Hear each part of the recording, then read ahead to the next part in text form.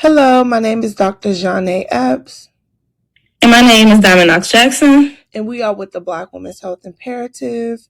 Our presentation today is From Deserts to Dignity, Addressing Gaps in Reproductive Health Access. The Black Women's Health Imperative was founded in 1983 on the campus of Spelman College by Billy Avery. We are dedicated to the health and wellness of Black women and girls, and our mission is to solve the most critical health issues that Black women and girls face through our innovative programs, our transformative research, and our life-saving policies. In partnership with community organizations, we set out to expand knowledge and access to the first ever over-the-counter birth control pill. We went to states with restrictive reproductive health policies to not only provide access, but to explore barriers to contraception and to evaluate our work in reducing disparities in reproductive health access. To begin, access to contraception in the United States remains uneven, resulting in contraception deserts. These gaps disproportionately affect Black women and other marginalized communities, contributing to ongoing maternal health disparities.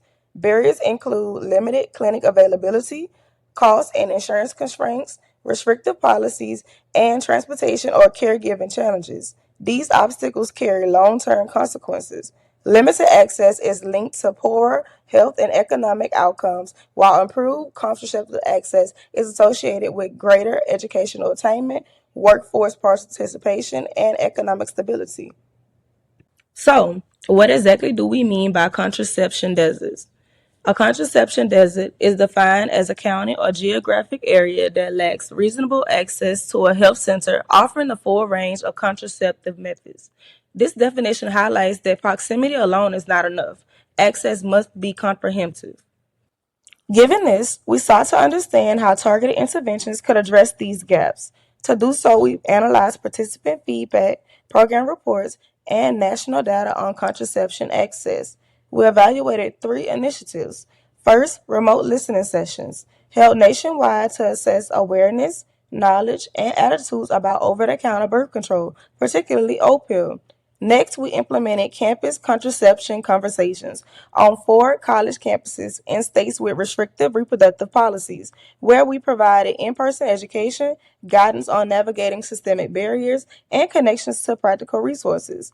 Finally, the BWHI Access Fund, which provided eligible participants with a no-cost 3-month supply of opill to reduce financial and geographic barriers. Now, before we turn to the findings, it is important to understand the scale of need. Nationally, over 19 million women live in contraception deserts, and more than 1.2 million live in counties with 0 clinics offering the full range of methods.